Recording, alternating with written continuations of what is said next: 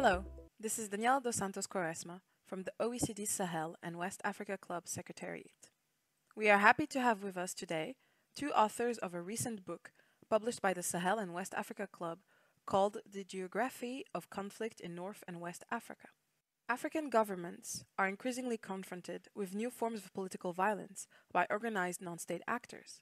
The situation is particularly worrying in the Sahara-Sahel, where violent extremist organizations and secessionist rebels have recently thrived on the inability of states to fully control their own territories. This degrading security situation has prompted African countries and their partners to intervene militarily to stabilize the region and to prevent the spread of extremism and violence against civilians. However, these initiatives face many obstacles due to the transnational nature and geography of violence. Launched at the Munich Security Conference earlier this year, the report maps the evolution of violence across the region, with a focus on Mali and Central Sahel, Lake Chad, and Libya. It asks two fundamental questions for the political stability of the region. First, which regions have experienced the highest levels of political insecurity? Second, do conflicts tend to cluster in one location or spread potentially across national borders? We are really pleased to welcome Olivier J, Walther and Steven M. Radil for a conversation on this topic. Thank you. Thank you. Pleasure to be here. Dr. Walther is an assistant professor in geography at the University of Florida and a consultant for SWAC-OECD. His current research focuses on cross-border trade and transnational political violence in West Africa. He is the Africa editor of the Journal of Borderland Studies, a chief of the African Borderlands Research Network, and on the advisory board of the African Governance and Space Project. Dr. Radil is assistant professor of geosciences at the University Air Force Academy. He holds a PhD in geography from the University of Illinois at Urbana-Champaign. Dr. Radil is a political geographer and primarily researches the spatial dimensions of political violence in the international system, including civil war, insurgency, and terrorism.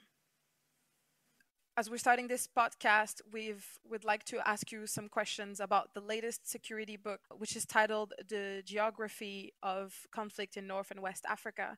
Shall we start then with the first question? The question was, what is the benefit of analyzing political violence in West and North Africa across such a large time frame? And what explains this spatial perspective that you've included in the report? So I guess that one of the clear takeaways of the report is that the geography of violence in North, but also in West Africa, is always changing. If we look at the last 25 years, we can see that the location of violence has changed. The year-to-year locations of violence are very dynamic, and we have seen that the main epicenters of violence are very different from what they used to be in the past. So in the 1990s, for example, most of the violence was located along the Gulf of Guinea and in countries such as Nigeria and Algeria. But in more recent years, and especially after 2009, violence seems to have shifted to new regions due to the Boko Haram insurgency around Lake Chad, or due to the civil war in Mali, or the conflict in Libya. So because of the changing nature, but also the changing location of violence, it's very important to look at political violence from a regional perspective. Yes, everything that Olivier just said, I think, is absolutely spot on. And I'll just identify two additional reasons why taking a temporal perspective for such a long time range is important, and incorporating a spatial perspective is important. So our study covers from 1997 to 2019, and that's a really long time frame as such studies go. And it's important to think about that in two ways. The first is because we have such an overall long duration, we are able to chart the evolution of violence across the entire region, which is what Olivier was referring to. The second issue to consider about our time interval is that we frequently make observations across that entire time range. So our analysis looks at events every day, which means that we're able to narrow in on particularly short time ranges if we wish, without losing any of the detail in our overall approach. So considering how things changing over time is central to what we're doing in the report, and it helps to show how political violence has ebbed and flowed across the region, as Olivier has mentioned. The spatial perspective is the other side of the coin of time, and it's often overlooked, which is what makes this study so interesting. All politics, violent or not, are about achieving effects in places, in localities, across areas or regions, which means it's all inherently spatial. So, episodes of political violence are examples of the state and its competitors vying to control space, to control localities and regions. So, space is right at the heart of these politics. So it's only logical that we would seek to explicitly consider it while we try to better understand the issues and outcomes that are involved. If I may add an example, adopting a regional approach to political violence in North and West Africa also allows us to identify large trends that would otherwise be difficult to detect, trends such as transnational movements of extremist groups across the region, or the growing importance of border regions for violent organizations. In the report, for example, we show that 10% of the fatalities recorded since 1997 were located within 10 kilometers of a national boundary. So there's a spatial dimension to political violence, and I believe this is the very first report to have a regional and long-term perspective on this important topic. That is definitely interesting. Thank you very much. Talking about the spatial dimension, what this book introduces then is this new indicator, the spatial conflict dynamics indicator. Can you tell us a little bit more about it and how it's used in the report to measure political violence across space? Yes, there's no doubt that violence is on the increase in North and West Africa, but it is also important to understand whether violent organizations are intensifying their efforts in particular places, or whether they are spreading insecurity to other regions, or even relocating under the pressure of government forces. So the indicator was designed to not just map events, but also understand spatial dynamics and the diffusion or relocation of violence over time. And this is why we developed this indicator along two major lines. We looked at the intensity of violence, and we looked at the spatial distribution of violence to understand how it can move from one region to another. Yeah, if I could add to that, what we think is exciting about the indicator is that it's both simple and complex simultaneously. As Olivier pointed out, we're really measuring two aspects about the geography of violence. We're measuring how often it's occurring in a particular small region or locality. This is what he referred to as intensity. We're also measuring the locations of violence relative to each other within those localities or regions, and then we call that the concentration of violence. And those are two aspects of the geography of violence that we think are important to understand for the reasons that Olivier mentioned. The complexity of the indicator comes when we compare these two aspects of violence to each other.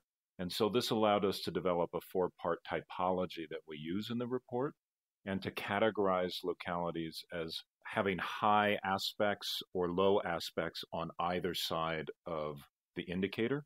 And that allows us a rather nuanced tool to do more than just map the locations of violence, but to categorize and classify the areas in which violence is occurring in one fashion or another.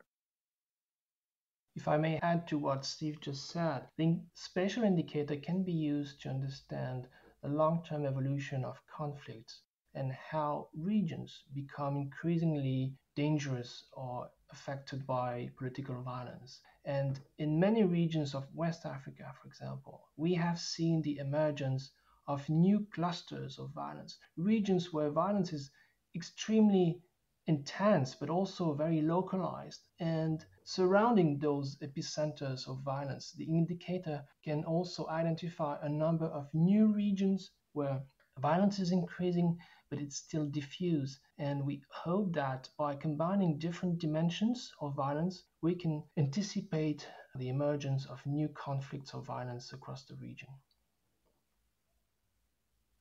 My third question would be a little bit more general.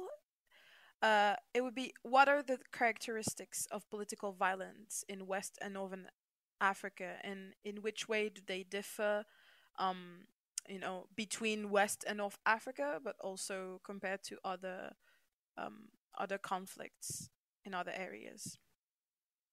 What North and West Africa have in common is that both regions have experienced a very strong increase in political violence in the last 20 years. But there are very important differences between the two regions. And these differences can be seen if we look at different types of events.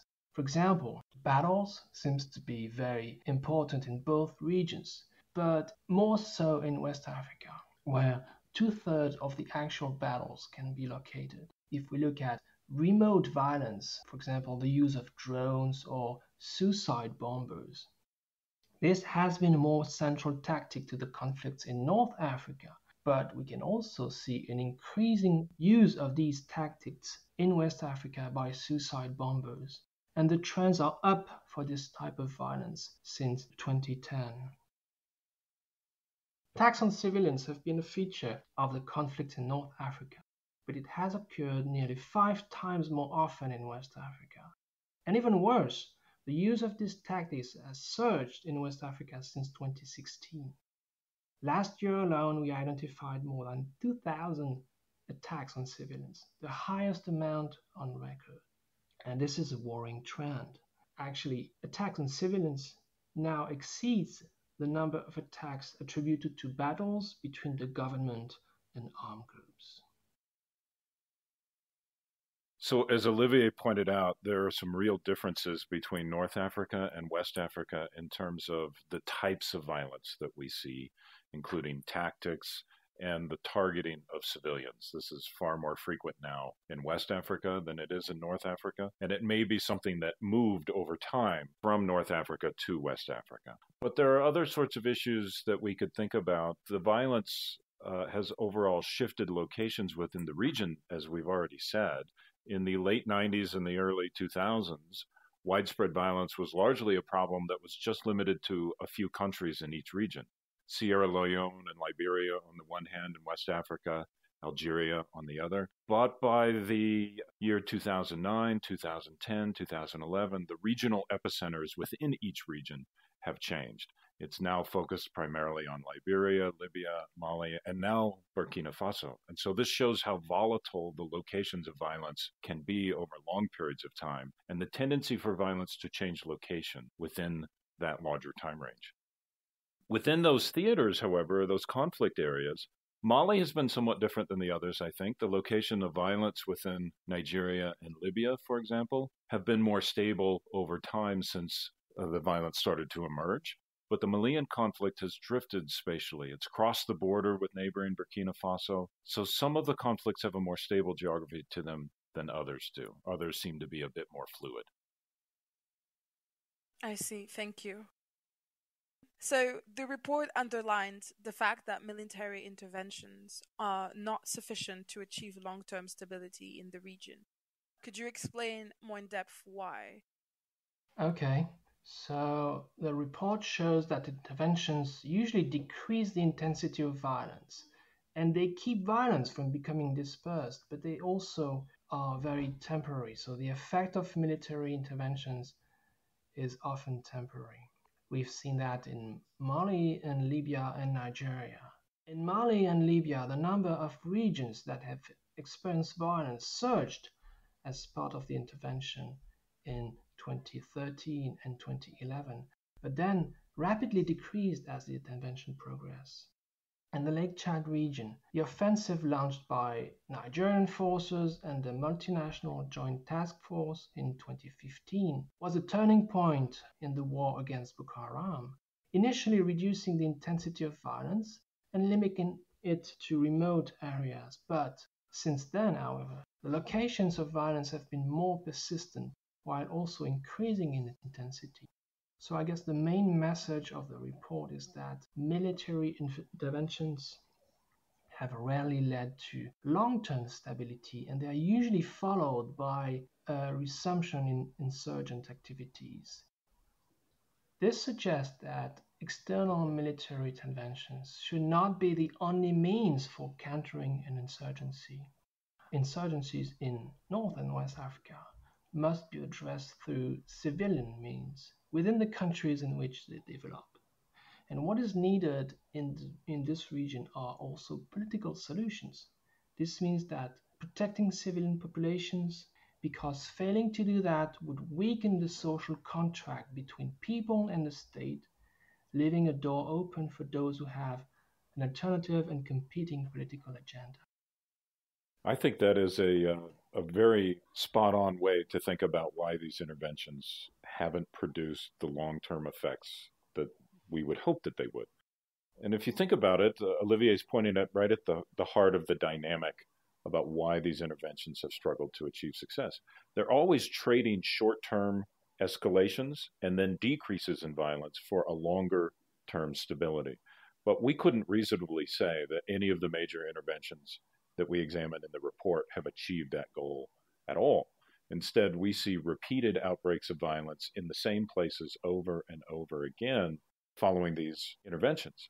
And the suppression of violence in one region may lead to the expansion of violence by the same parties in another region elsewhere. So the issues are never resolved over the long term through these interventions. At best, these interventions can just give some temporal opportunities for the parties to engage in the kind of civil and political dialogue that Olivier is referring to. But when that doesn't happen, there's no opportunity for these interventions to really produce long-term stability. Thank you, Dr. Radil. So, my next question concerns the distinction that is made in the report between civil wars and internationalized civil wars. In the report, the trends show that there's a steady increase of these so-called internationalized civil wars throughout the years. Can you then please redefine the concept of internationalized civil wars for us, and also what explains the rise across time?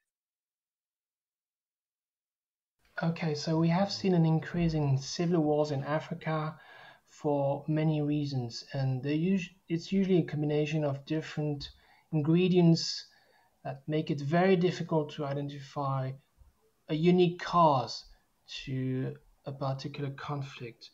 In this report, we've looked at how different factors would actually be combined to explain the rise of political violence in different countries. And we've looked at government and governance issues, the fact that political elites in African countries have a responsibility in maintaining peace and security. We have also looked at the presence or the absence of natural resources and how people compete for those resources.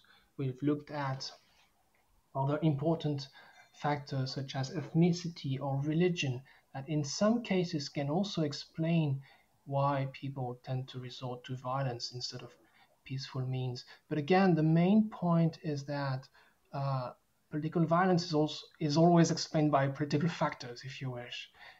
It's very difficult to identify just one single reason why suddenly a country becomes agitated with political violence. So if I could add to that particular question, I think you had asked, how do we categorize or classify or define an internationalized civil war? Is that correct? Yes. So from the point of view of geography, you could just think about an internationalized civil war as a civil war that's occurring in one country that is drawing in participants from other countries. This could be state actors, multinational organizations like a NATO or a United Nations or an African Union, or it could be armed groups from another country that are crossing the border to participate in the violence in a second country. And this has been a permanent feature of violence in West and North Africa for the last 20 years. And so this is a particular point of concern because these conflicts can become enlarged in terms of the number of participants and more intense in terms of the effects to the people who live in the places that are being contested. So that type of civil war, that type of insurgency can be particularly problematic for that reason. I see. Thank you very much. You are both working on the next report in this series. Perhaps you could provide some insight into what direction it is taking and what it will focus on. So the next report is looking at networks of violence in the region. We want to understand how violent organizations are connected to each other through alliances, but also through conflicts. So what we want to do is to map the entire conflict environment of the region. And we want to understand how those networks change over time and how they connect different types of organizations, state forces, rebel groups, jihadist organizations, and also their victims. Civilian populations, as we said today, are very much impacted by violence. How can we represent the complex environment in which violent organizations are fighting each other, but also collaborating across the entire region in the last 25 years? So the main objective of this new report will be to produce the first ever network analysis of violent organizations in North and West Africa. I'm just in awe of you. That's a very elegant way to describe what we're doing. It's fabulous. What Olivier mentioned about the next phase of our work is connected to what we've just done, because these networks that he's describing are part of the process by which violence moves or is reinforced in a particular place. So understanding these networks is probably key to understanding the geography of violence that we've uncovered in the report that we have been discussing. This is an exciting frontier in trying to make a connection between basic mapping of events and a more systematic understanding of these geographies. Well, thank you, Dr. Walther. Thank you, Dr. Radil, for your intervention and for answering our numerous questions on the SWAC's latest report, The Geography of Conflict in North and West Africa, which is available on the OECD iLibrary for viewing and download. Thank you. Thank you. Our pleasure.